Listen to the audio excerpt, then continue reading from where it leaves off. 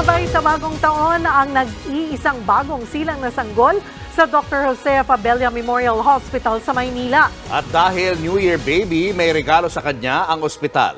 Nasa frontline na balitang yan, si Elaine Fulencio.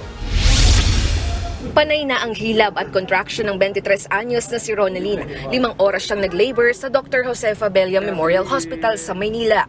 Pasado alas 11 kagabi nang ipasok siya sa delivery room.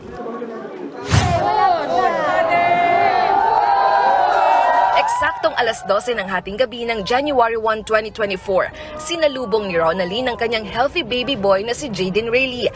Maging ang mga doktor at iba pang staff ng ospital, nagpalakpakan at naghiyawan sa saya. Si baby Jaden ang nag-iisang New Year baby sa Fabella Hospital. Ganun na lang din ang saya ni Ronalyn na isang first-time mom.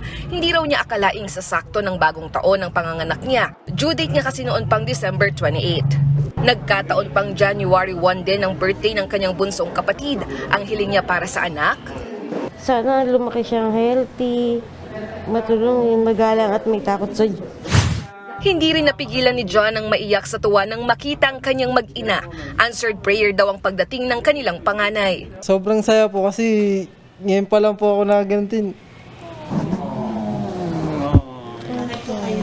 Kasi po, tagal po namin minintay po ito.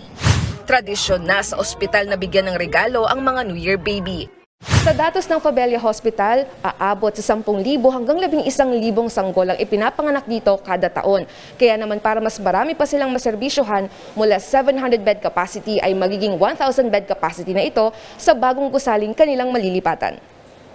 Ngayong 2024, umaasa ang pamunuan ng Fabella na makalipat sila sa mas bago at mas malaking ospital. Nagbabalita mula sa Frontline, Elaine Fulgencio, News 5. Mga kapatid, Cheryl Cosim po. Iba na ang may alam at may pakialam sa panahon ngayon. Para sa tuloy-tuloy na balitaan sa Frontline, mag-follow at mag-subscribe sa social media pages ng News 5.